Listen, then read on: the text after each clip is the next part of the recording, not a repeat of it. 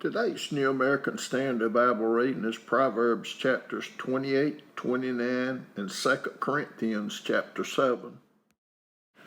Proverbs chapter 28. The wicked flee when no one is pursuing, but the righteous are bold as a lion. By the transgression of a land, many are its princes, but by a man of understanding and knowledge, so it endures. A poor man who oppresses the lowly is like a driving rain which leaves no food. Those who forsake the law praise the wicked, but those who keep the law strive with them. Evil men do not understand justice, but those who seek the Lord understand all things. Better is the poor who walks in his integrity than he who is crooked, though he be rich. He who keeps the law is a discerning son, but he who is a companion of gluttons humiliates his father. He who increases his wealth by interest and usury gathers it for him who is gracious to the poor. He who turns away his ear from listening to the law, even his prayer is an abomination.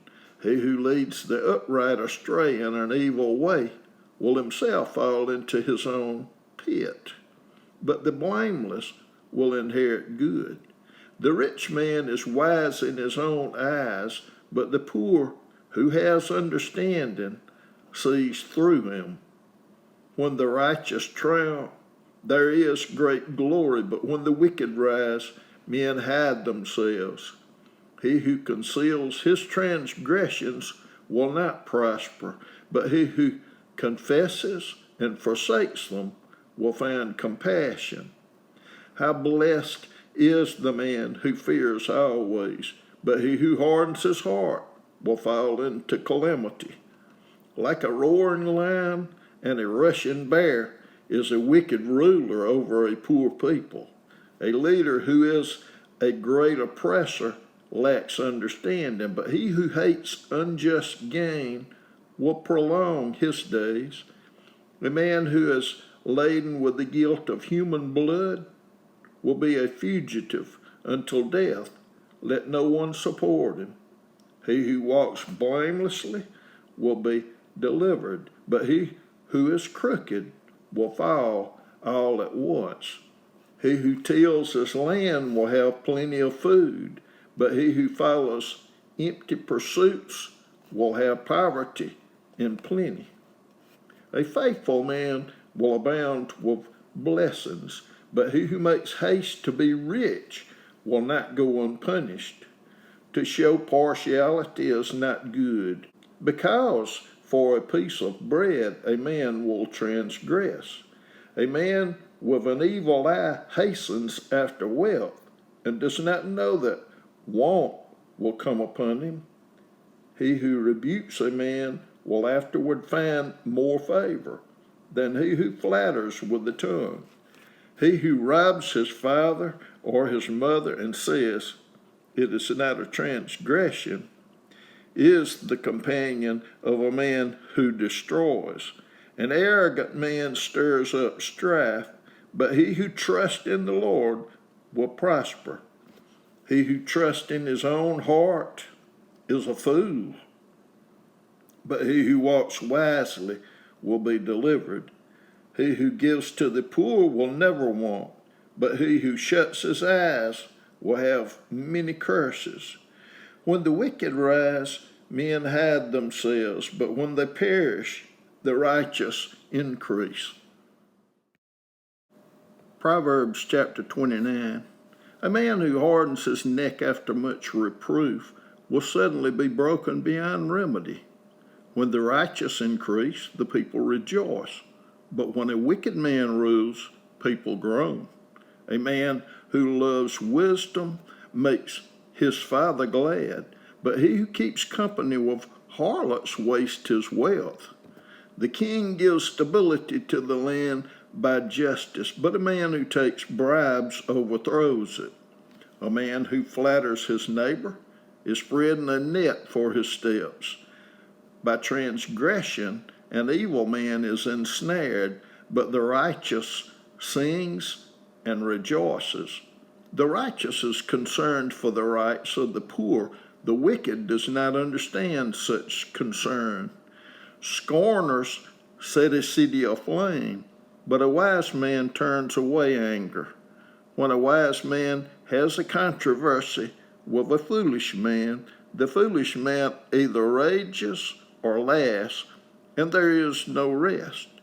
Men of bloodshed hate the blameless, but the upright are concerned for his life.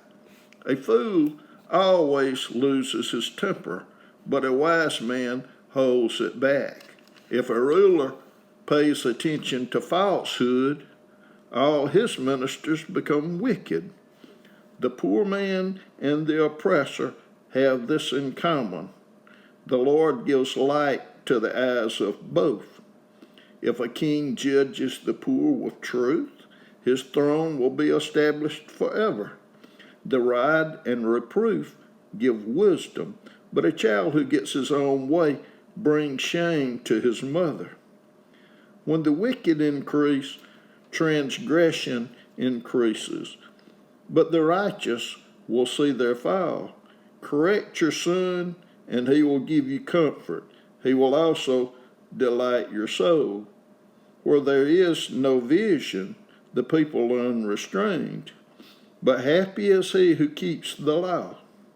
A slave will not be instructed by words alone, for though he understands, there will be no response. Do you see a man who is hasty in his words? There is more hope for a fool than for him. He who pampers his slave from childhood will in the end find him to be a son. An angry man stirs up strife, and a hot-tempered man abounds in transgression. A man's pride will bring him low, but a humble spirit will obtain honor. He who is a partner with a thief hates his own life. He hears the oath, but tells nothing. The fear of man brings a snare, but he who trusts in the Lord will be exalted. Many seek the ruler's favor, but justice for man comes from the Lord. An unjust man is abominable to the righteous, and he who is upright in the way is abominable to the wicked. 2 Corinthians chapter 7. Therefore, having these promises, beloved, let us cleanse ourselves from all defilement of flesh and spirit, perfecting holiness in the fear of God. Make room for us in your hearts. We wronged no one. We corrupted no one. We took advantage of no one. I do not speak to condemn you, for I have said before that you are in our hearts to die together and to live together. Great is my confidence in you. Great is my boasting on your behalf. I am filled with comfort. I am overflowing with joy in all our affliction.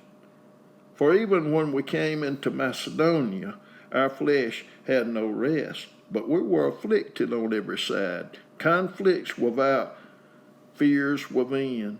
But God, who comforts the depressed, comforted us by the coming of Titus, and not only by his coming, but also by the comfort with which he was comforted in you, as he reported to us your longing, your mourning, your zeal for me, so that I rejoiced even more. For though I caused you sorrow by my letter, I do not regret it, though I did regret it, for I see that the letter caused you sorrow, though only for a while.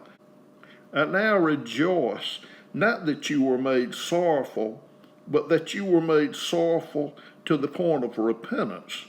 For you were made sorrowful according to the will of God, in order that you might not suffer loss in anything through us. For the sorrow that is according to the will of God produces a repentance without regret, leading to salvation. But the sorrow of the world produces death. For behold, what earnestness this very thing, this godly sorrow, has produced in you. What vindication of yourselves, what indignation, what fear, what longing, what zeal, what avenging of wrong. In everything you demonstrated yourselves to be innocent in the matter. So although I wrote to you, it was not for the sake of the offender, nor for the sake of the one offended, but that your earnestness on our behalf might be made known to you in the sight of God. For this reason we have been comforted, and besides our comfort, we rejoiced even much more for the joy of Titus, because his spirit has been refreshed by you all. For if in anything I have boasted to him about you, I was not put to shame, but as we spoke all things to you in truth, so also our boasting before Titus proved to be the truth.